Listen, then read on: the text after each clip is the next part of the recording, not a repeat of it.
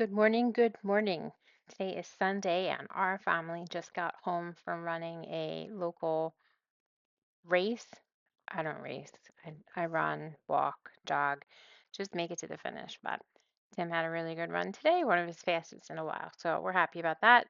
So we get home today and decide that we are going to make some oat flour pancakes. And this particular recipe I will link in the comments below um, is one that's definitely a keeper. So we took about 2 cups of oats for cooking oats, oatmeal, and put them in the food processor for about 5 minutes. I personally was a little bit shocked, but 5 minutes seemed to be about the right amount of time to get a nice consistent oat flour consistency. So we go ahead and it's trying to pull this up on our hub and it's not working very nice today. And because it's a new recipe, I don't have it memorized. So brought in a little Mac to help us out here. So as we go through this recipe, there's a couple pieces of it that are lessons learned that I'll do next time. And I'll kind of share that with you so maybe you can avoid the hassle. So we pop in 2 eggs, and on the side, I'm going to take about a cup of almond milk, and I'm going to squeeze the juice of half of a fresh lemon to get about 2 teaspoons. I had a little bit more, so I put that in the almond milk as well. And then I think it was 2 teaspoons of baking powder, quarter teaspoon of salt. This particular recipe called for sea salt, um, which we just have the ancient salt that we use from Redmond. So that's what we used. And then this particular recipe also called for a teaspoon of sugar, and we don't use we're trying not to use any refined sugars. So in this recipe, I put instead a tablespoon of maple syrup. I did read in the comments people saying that they just completely omitted the sugar and it turned out just fine. And in this recipe today, we're going to add some bananas and some walnuts, but you could add just about anything. You could do blueberries if your kids like chocolate chips, which, yes, I have those kids that like chocolate chips. So, and the husband who does not. So, really trying to get away from using any type of white flours, white sugar in this household. So, this recipe definitely gives a little bit of fiber with the oats um, and is really helpful. The other thing I think I would have done differently maybe next time, and I know this from previous recipes, is if you separate the eggs and the egg white and then you beat the egg whites for a couple minutes, they'll start forming that nice stiff peaks. And then you can just fold your recipe in, your batter in with those um, fluffy egg whites, and that actually will give your pancakes more volume. So don't be afraid to do that here.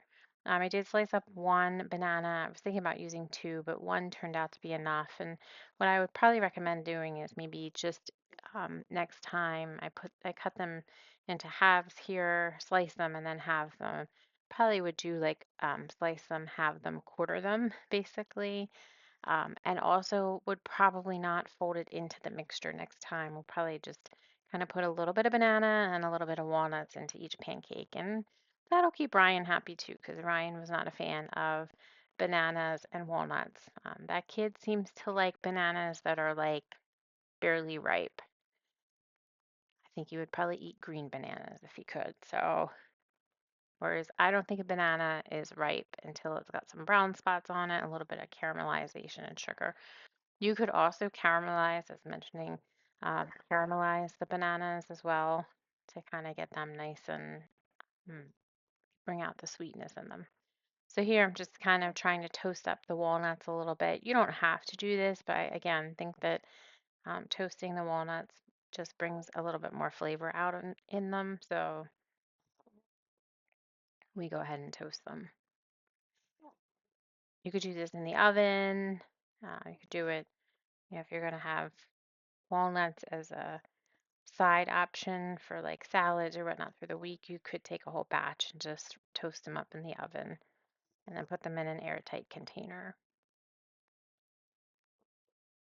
Then I'm going to take some butter That griddle is nice and hot. This griddle is probably from 1989. It is ages old. And we have this saying in this household that if it ain't broke, don't fix it. But this one is pretty much getting towards the end of its lifespan for sure. So here I used actually, that ladle is probably at least a solid half cup. So next time I think what I'll do is I'll probably use the quarter cup ladle that I bring out here in a little bit, because this recipe would have only probably given us like 5 or 6 if I had made them all this big. So making them a little bit smaller probably would have gotten, I'm thinking 10 to 12. So, and they do seem to like take a couple minutes on the griddle. I would say give them at least 3 minutes. The sides do get a little bit, it's not like bubbly like the pancakes so much are, with the pancake mix and whatnot. So just keep an eye on them. And when they're pretty much, they look like they're thoroughly cooked on the bottom and starting to cook through to the top, then go ahead and flip them.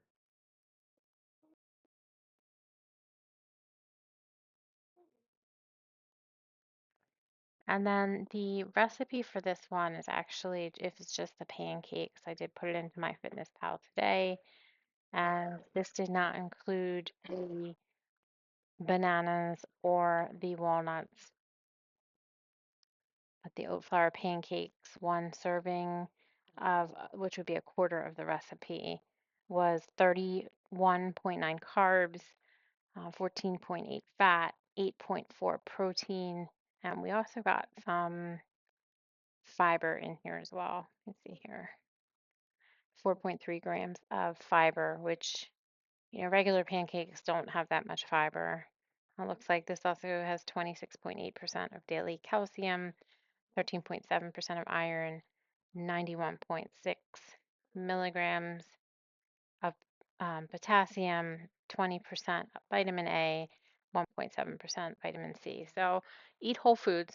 That's my point here is you can make just about anything um, that you would traditionally make in a standard American diet and turn it into a whole foods recipe pretty easily, and it will be good for you.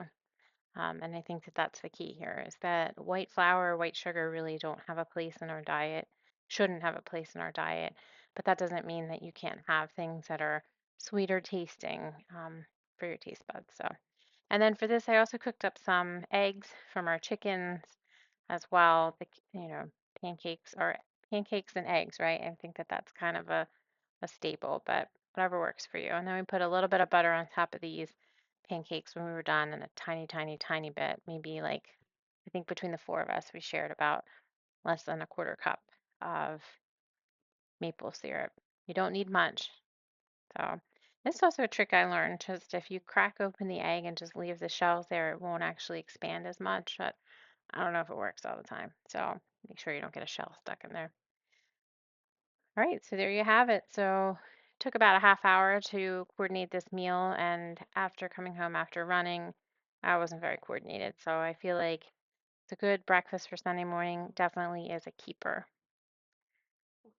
Go ahead and try out this recipe if you're interested in pancakes that are a little bit healthier for you. All right, guys, I hope you have a great day.